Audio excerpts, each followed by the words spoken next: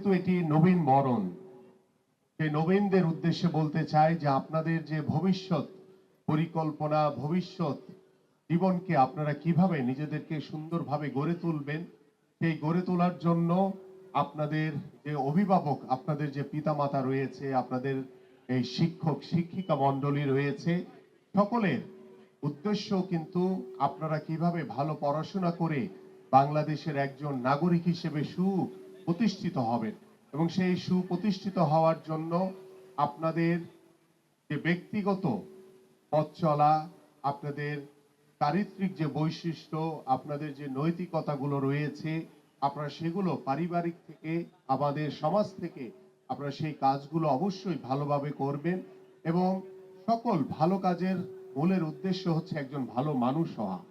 এবং আমরা প্রত্যেকের কাছে আশা করব যে আপনারা শুধু পড়াশোনা করে সমাজের উন্নয়ন করবেন না, পড়াশোনার মাধ্যমে আপনি আপনার নিজের ব্যক্তিগত উন্নয়নও করবেন, আপনার সমাজের উন্নয়নের মাধ্যমে আপনি আপনার দ্বারা আমরা রাষ্ট্রের যে উন্নয়ন, আগামীর বাংলাদেশ গড়ার যে স্বপ্ন দেখছি, সেই বাংলাদেশ গড়ার জন্য আপনারা প্রত্যেকে হবেন এক একজন অন্যতম মাধ্যম।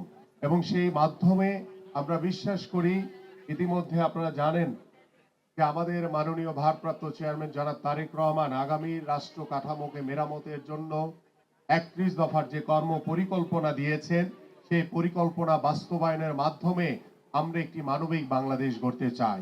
ইতিমধ্যে আমাদের মাননীয় ভারপ্রাপ্ত চেয়ারম্যান বেশ কয়েকটি বক্তব্যে তিনি বাংলাদেশের প্রত্যেকটি পরিবার, যারা নির্বাচিত পরিবার, প্রত্যেকের কাছে আমরা ফ্যামিলি কার্ড পৌঁছে দিতে চাই। সেই ফ্যামিলি কার্ডের ভিতরে কি রয়েছে?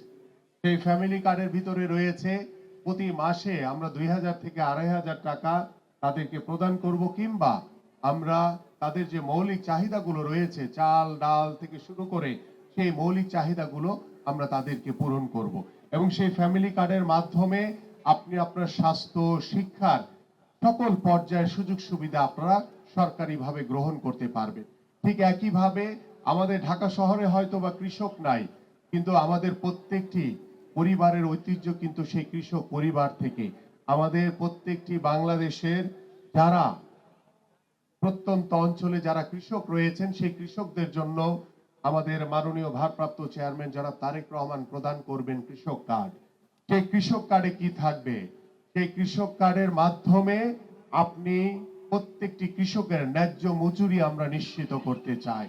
সেই কৃষক কার্ডের মাধ্যমে আমাদের যে কৃষি ঋণ এবং আমাদের যে উৎপাদন করার জন্য যে সারের প্রয়োজন হয়, যে বীজের প্রয়োজন হয়, সেই বীজ, কৃষি ঋণ এবং উৎপাদনের জন্য যে সার, এবং আমাদের অনেক সময় দেখা যায় যে কৃষকরা অনেক দুর্যোগের কারণে আমাদের ফসল ক্ষতিগ্রস্ত হয়, সেই জন্য তাদের জন্য রয়েছে কৃষি বীমা। এভাবে আমরা প্রত্যেকটি কৃষকের হাতে সেই কৃষক কার্ড তুলে দিতে চাই। আমি যেহেতু একজন স্পোর্টসম্যান, আগামীর বাংলাদেশের ক্রীড়াঙ্গনকে নতুন ভাবে ঢেলে সাজানোর জন্য বাংলাদেশ জাতীয়তাবাদী দল বিএনপি, আমাদের মাননীয় ভারপ্রাপ্ত চেয়ারম্যান জনাব তারেক রহমান বলেছেন যে শুধু আমাদের সন্তানরা পড়াশোনা করে শুধু ডাক্তার, ইঞ্জিনিয়ার হবে না, তারা পড়াশোনা করে একজন খেলোয়াড় হিসেবে প্রতিষ্ঠিত হতে পারবে। আমরা সেই খেলাকে পেশা হিসেবে প্রতিষ্ঠিত করতে চাই। আমাদের প্রত্যেকটি স্কুলের 4র্থ শ্রেণী থেকে জাতীয় শিক্ষাক্রমে আমরা খেলাধুলাকে বাধ্যতামূলক করতে চাই। সেই বাধ্যতামূলকের মাধ্যমে আমাদের সন্তানরা সুস্থভাবে গড়ে উঠবে। আমরা মাদকের করাল গ্রাসে আমাদের যুব সমাজ, আমাদের তরুণ সমাজ যেভাবে মৃত্যুর কোলে ঢলে পড়ছে, আমরা সেই যুব সমাজকে মাঠে আকৃষ্ট করে খেলাধুলার মাধ্যমে আমরা মাদক মুক্ত সমাজ গড়তে চাই। সেই মাদক মুক্ত সমাজ গড়ার জন্য আপনাদের সকলের ভূমিকা অনস্বীকার্য। এইভাবে আমরা আগামীর বাংলাদেশে ক্রীড়াঙ্গনকে ঢেলে সাজাতে চাই। আপনারা ইতিমধ্যে শুনেছেন, গত 3 দিন আগে আমাদের মাননীয় ভারপ্রাপ্ত চেয়ারম্যান জনাব তারেক রহমান বলেছেন যে আমাদের ইমাম, মুয়াজ্জিন এবং খতিবদের জন্য এবং অন্যান্য ধর্মের যারা উপাসনালয়ের প্রধান রয়েছেন প্রত্যেকের জন্য মাসিক ভাতা প্রদান করা হবে এবং শিক্ষিত সেই ইমামদের জন্য কর্মসংস্থানের ব্যবস্থা করা হবে।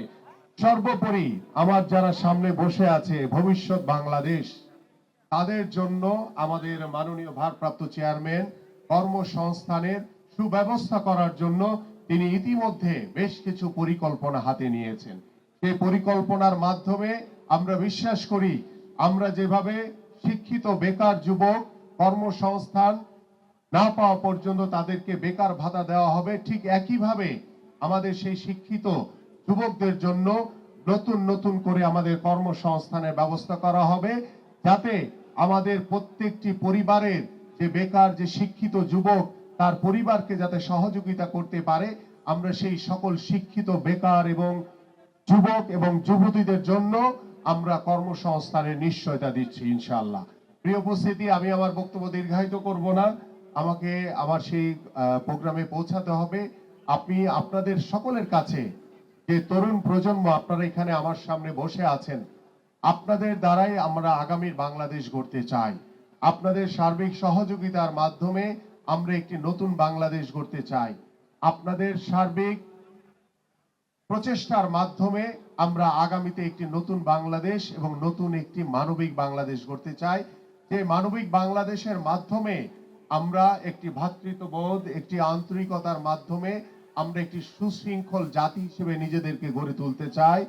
এবং আমাদের আগামীর বাংলাদেশ গড়ার জন্য আপনাদের সকলের কাছে আমি সার্বিক সহযোগিতা কামনা করে আমি আজকের মতো এখানে বিদায় নিচ্ছি। সবাই ভালো থাকবেন, সুস্থ থাকবেন। বাংলাদেশ জিন্দাবাদ, বাংলাদেশ জাতীয়তাবাদী দল বিএনপি জিন্দাবাদ।